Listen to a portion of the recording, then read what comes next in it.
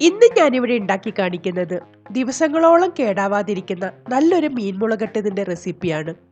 ഓഫീസിലൊക്കെ പോകുന്നവർക്ക് കുറച്ചധികം ക്വാണ്ടിറ്റിയിൽ ഇതുപോലെ മീൻകറി ഉണ്ടാക്കി വെക്കുകയാണെങ്കിൽ ഒരാഴ്ച വരെ കേടാവാതെ മീൻകറി ഉപയോഗിക്കാൻ പറ്റും. എളുപ്പത്തിൽ ഉണ്ടാക്കിയെടുക്കാൻ പറ്റുന്ന ഈ മീൻകറി എങ്ങനെയാണ് ഉണ്ടാക്കുന്നതെന്ന് നോക്കാം. യമ്മി അടുക്കളയിലേക്ക് സ്വാഗതം.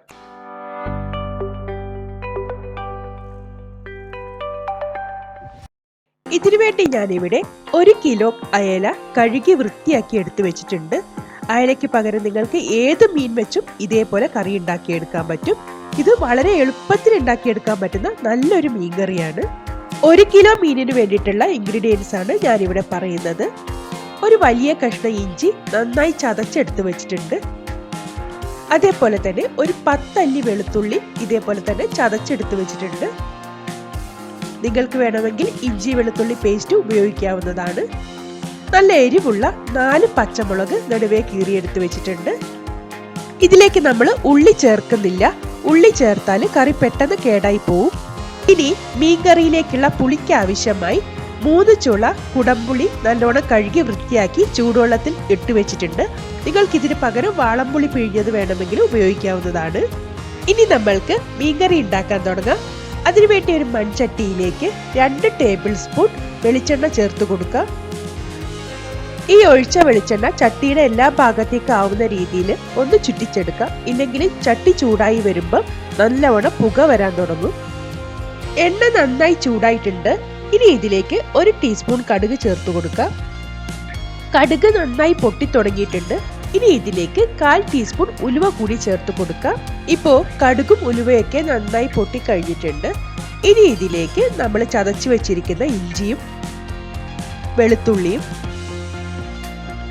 പച്ചമുളകും 2 തണ്ട് കറിവേപ്പിലയും കൂടി ഇട്ട് നന്നായി വഴറ്റിയെടുക്കണം. പച്ചമുളക് ഇഞ്ചിയും വെളുത്തുള്ളിയൊക്കെ ഈ എണ്ണയിൽ കിടന്ന് നല്ലവണ്ണം ഒന്ന് മൂപ്പിച്ചെടുക്കണം. എന്നാൽ മാത്രമേ മീൻകറിയൊക്കെ കുറേ ദിവസം നമ്മൾക്ക് കേടാവാതെ ഇരിക്കുള്ളൂ. സാധാരണ നമ്മൾ മീൻകറിയിൽ കുഞ്ഞുള്ളി കൂടി ഈ സമയത്ത് ചേർക്കാറുണ്ട്. പക്ഷെ ഈ മീൻകറിയിൽ നമ്മൾ ഉള്ളി ചേർക്കുന്നില്ല. ഉള്ളി ചേർത്ത മീൻകറിയൊക്കെ പെട്ടെന്ന് കേടായി പോവും. ഇത് നമ്മൾക്ക് ഒരാഴ്ച വരെ കേടാവാതെ ഇരിക്കുന്ന ഒരു മീൻകറിയാണ്.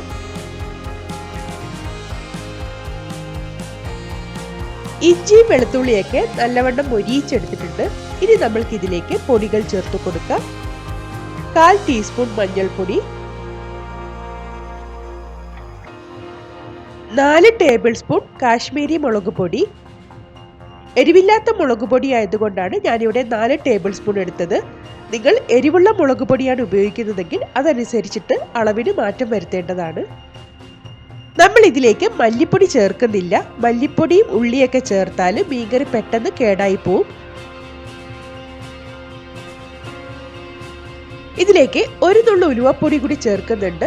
ഇത് ഉണ്ടെങ്കിൽ ചേർത്താൽ മതി. കാരണം നമ്മൾ കടുക് പൊട്ടിക്കുമ്പോൾ ഉലുവ കൂടി ചേർത്തിട്ടുണ്ട്. ഉലുവപ്പൊടി അധികമായി പോവരുത്. അപ്പോൾ കറിക്കൊരു കൈപ്രസം വരും. ഇനി ഇതെല്ലാം കൂടി നന്നായി ഒന്ന് ഇളക്കി പച്ചമണം മാറ്റിയെടുക്കണം.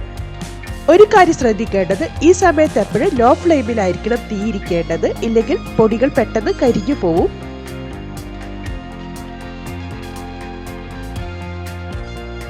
ഇപ്പോൾ മുളക് പൊടിയൊക്കെ നന്നായി മൂത്ത് വന്നിട്ടുണ്ട്. ഇനി ഇതിലേക്ക് നമ്മൾക്ക് കുറച്ച് വെള്ളം ഒഴിച്ചു കൊടുക്കാം. നന്നായി ഒന്ന് മിക്സ് ചെയ്തതിന് ശേഷം നമ്മൾക്ക് എത്രത്തോളം ഗ്രേവി ആവശ്യമുണ്ടോ അത്രത്തോളം വെള്ളം ചേർത്ത് കൊടുക്കാം. ഈ മീൻകറി കുറച്ച് കുറുകിയിരിക്കുന്ന രീതിയിലാണ് കുറച്ചുകൂടെ ടേസ്റ്റ് ഉള്ളത്. അതുകൊണ്ട് തന്നെ അതനുസരിച്ചിട്ടുള്ള വെള്ളം ചേർത്ത് കൊടുത്താൽ മതിയാവും. ഒരുപാട് വെള്ളം ചേർത്ത് ലൂസാക്കി എടുക്കരുത്. മീൻ മുങ്ങിക്കിടക്കാൻ ആവശ്യമായിട്ടുള്ള വെള്ളം മാത്രം ചേർത്ത് കൊടുത്താൽ മതിയാവും. ഇനി ഇത് നന്നായി ഒന്ന് തിളച്ച് വരട്ടെ. ഇപ്പോൾ കറി നല്ലവണ്ണം തിളച്ച് വന്നിട്ടുണ്ട്. ഇനി ഇതിലേക്ക് നമ്മൾ നേരത്തെ കുതിരാൻ മാറ്റി വെച്ചിരുന്ന കുടംപുളി ചേർത്ത് കൊടുക്കാം. കൂടെ തന്നെ കറിയിലേക്ക് ആവശ്യമായിട്ടുള്ള ഉപ്പ് കൂടി നമ്മൾക്ക് ചേർത്ത് കൊടുക്കാം. മീൻ കഷ്ണത്തിലേക്ക് ആവശ്യമായിട്ടുള്ള ഉപ്പ് കൂടി ഈ സമയത്ത് തന്നെ നമ്മൾക്ക് ചേർത്ത് കൊടുക്കാവുന്നതാണ്.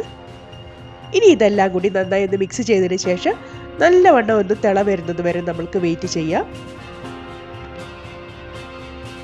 കുടംപുളിയും ഉപ്പും ഒക്കെ ചേർത്തതിന് ശേഷം കറി നന്നായി തിളച്ച് വന്നിട്ടുണ്ട്.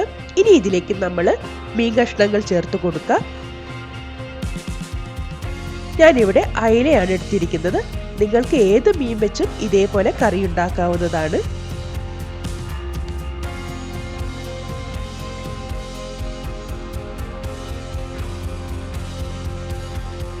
ഇനി ഇത് നന്നായി ഒന്ന് മിക്സ് ചെയ്തെടുത്തതിന് ശേഷം നമ്മൾക്ക് മൂടി അടച്ചു വെച്ച് ലോ ഫ്ലെയിമിൽ ഒരു 20 മിനിറ്റ് നന്നായി വേവിച്ചെടുക്കണം.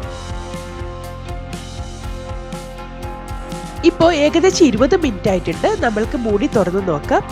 മീൻ കഷ്ണങ്ങളൊക്കെ നന്നായി വെന്ത് ചാറൊക്കെ നല്ലവണ്ണം വറ്റി വന്നിട്ടുണ്ട്.